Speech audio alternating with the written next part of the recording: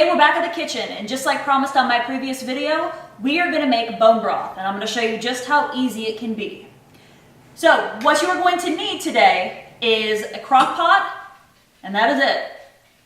It is very, very simple. You don't need all these fancy tools to be able to make the bone broth. It is very, very simple.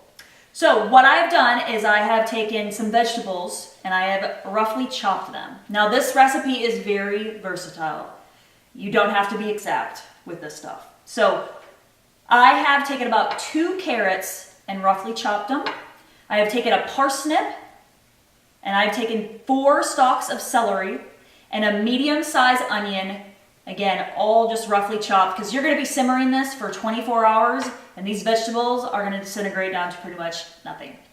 So we are going to go ahead and take those and put those right into the crock pot.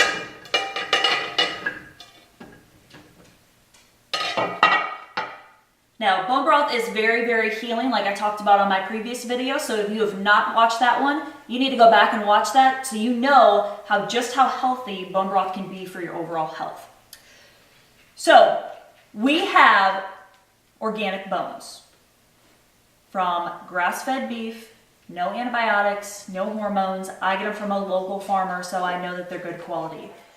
Now these bones are going to need something acidic to be able to pull those minerals out and leach the minerals out into the bone broth. So we are going to be using apple cider vinegar. Now make sure it's organic. My favorite is Bragg's. So I have about 1.5 tablespoons of apple cider vinegar here.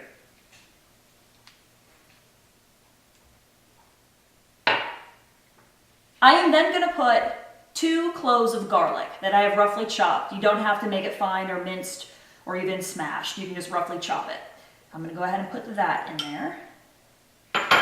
Now I have a mix of herbs. Now I have a tower garden, like I've mentioned on previous videos, so I have a lot of fresh herbs, so I just take whatever I have on hand.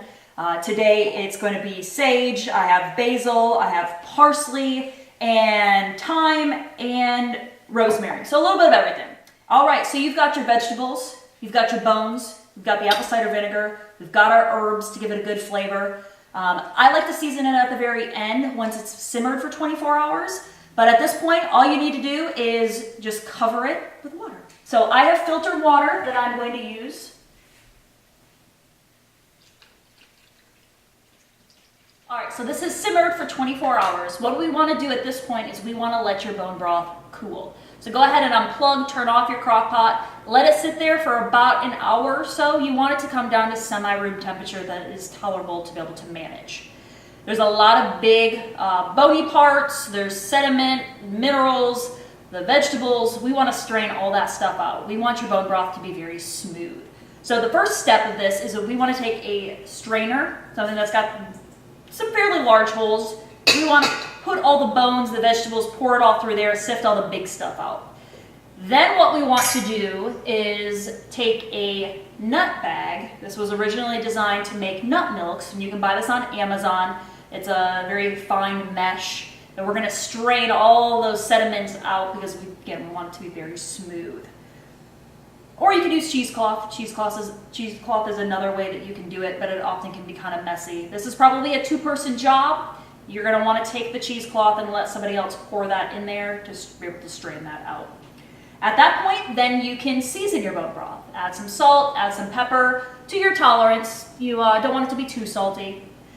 And then we want to store it. So the best way to store it is going to be in a glass jar. You can either drink it right away, you can make a soup with it, you can use it to saute vegetables. If you don't think you're going to use all your bone broth within a week, a great thing you can do is to put it in an ice cube tray and freeze it.